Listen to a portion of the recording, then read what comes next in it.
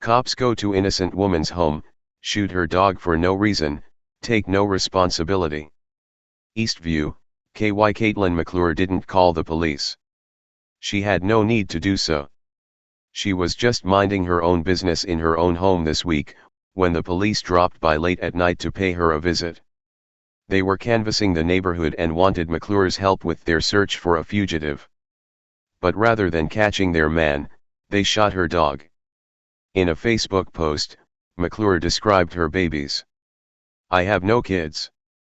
My 2 dogs are my children and are treated as such. I live out in the country.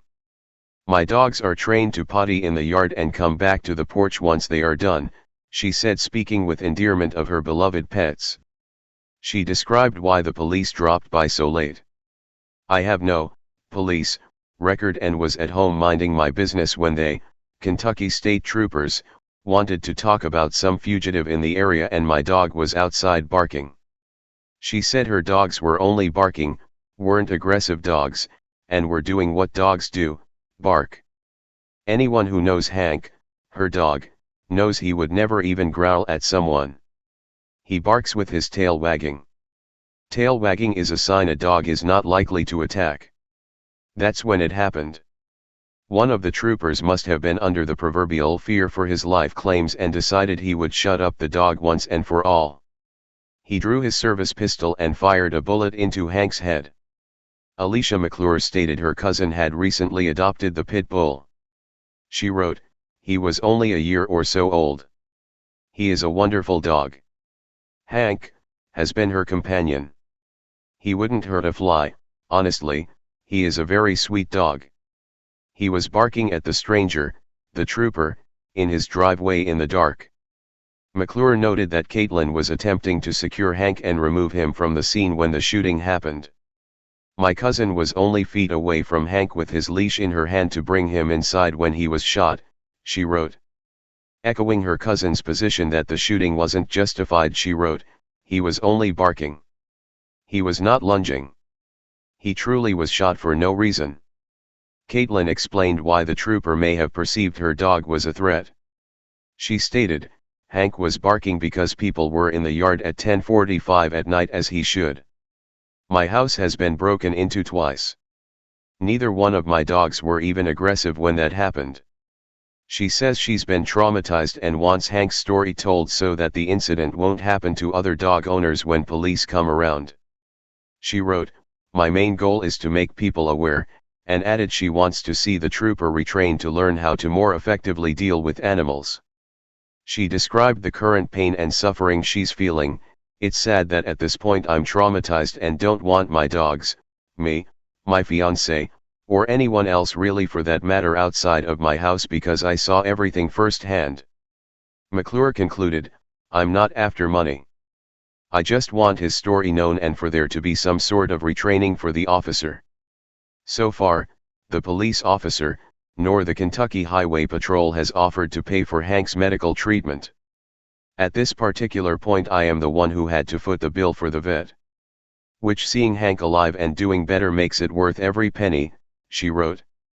Many of her Facebook friends and followers have encouraged her to get a lawyer and sue the highway patrolman. Predictably, however, there are many who are standing with the trooper and siding with his actions. One trooper named Josh Bunnell attempted to defend the unnamed trooper's actions by saying, "Sorry if a dog comes at me aggressively, I'm going to do something about it. Wouldn't matter if I wore a uniform or not. We don't know the truth obviously. I'm pretty sure he wouldn't just shoot if he was in fear of being bit 10. Bunnell later admitted he didn't have all the facts, was an animal lover himself, who even volunteered at the animal shelter from time to time. Thankfully, Caitlin's dog Hank is recovering from the single bullet wound to the head. She described his injuries by stating, "The bullet went through his sinus cavity and down beside his throat." She added he lost a lot of blood but fortunately was able to return home and is expected to make a full recovery. She stated the officer said the dog had lunged at him but Caitlin denies this, saying, "He was pacing but definitely didn't make a move toward the officer." Ironically, Kimberly Woods, Caitlin's fiancée, works at a veterinary clinic, and studied veterinary technology at Morehead State University. Those facts should invalidate anyone's claims the pair are unfit dog owners.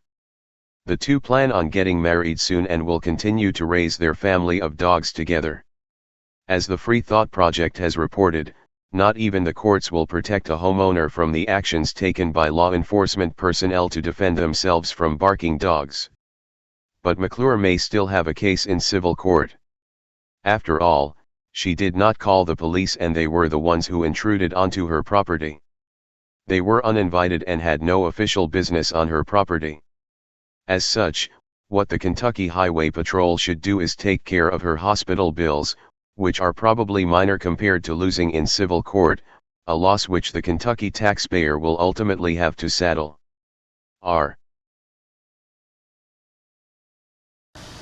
Hey Charlotte County, this is Charlotte County COPWATCH, and I wanted to explain what fair use is. You can use pieces of news articles if you're doing it for news reporting, you have commentary, and you're doing it for education purposes. So that's what fair use is, as you can see right here.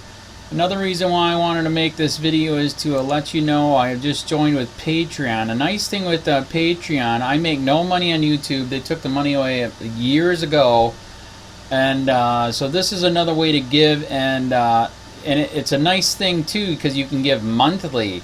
You can give $1, $5, $10, whatever. I do 4 to 5 hours a day on trying to wake the sheeple up on how corrupt it is and different ways that you can fight the corruption. So Patreon is a way that you can do it, and then of course the old way is still there. Donate to Charlotte County COPWATCH with PayPal or credit card. So keep that in mind. 4 to 5 hours a day. I make no money, but the corruption happened to me and I'm sick of it, so I'm trying to wake people up. But my wife would love it if if we could get some help out there. There's 47,000 subscribers. Just think if each one of you subscribers just gave let's say actually yes, $1 a month. 47,000 subscribers gave $1 a month. That would be awesome. That's not going to happen. But anyways, that would be great if it did happen. But do the math in your head. Just think about it. Like I said, 4 to 5 hours a day. I get no money from YouTube. YouTube has gone nuts. You can't do anything anymore. They're taking the money away everywhere. So these are a couple different ways that you can still help out with all this time that I put in. And as you know, I'm in a special situation where, at least I can do it. 4 to 5 hours a day. We have a cleaning company during the day. That's what allows me to do this, and we're debt free. So this is my hobby. I don't go fishing and all that other crap. I try to save the world. So help me out to make the wife happy, man. In fact, if you guys did give $1 a day, and there was 47,000 of you, and you did it, and each of you gave $1, and that was every month, oh my God, yes, I could quit. I could start suing them. Another idea too that we have is, if I got, some funds, we could actually contact everyone that has been ticketed and or arrested and put in jail and start sending them postcards to let them know we're here, and to see if everything went all right, and if it didn't, find out their story. So we could even do more investigations and more lawsuits. Lawsuits take money. So just think about that. 47,000 of you so far right now. $1 a day. $1 a month on Patreon, or $5 a month Patreon, 10, 20, whatever. Just do the math in your head. Help out. This is a lot of work every single day. Thanks.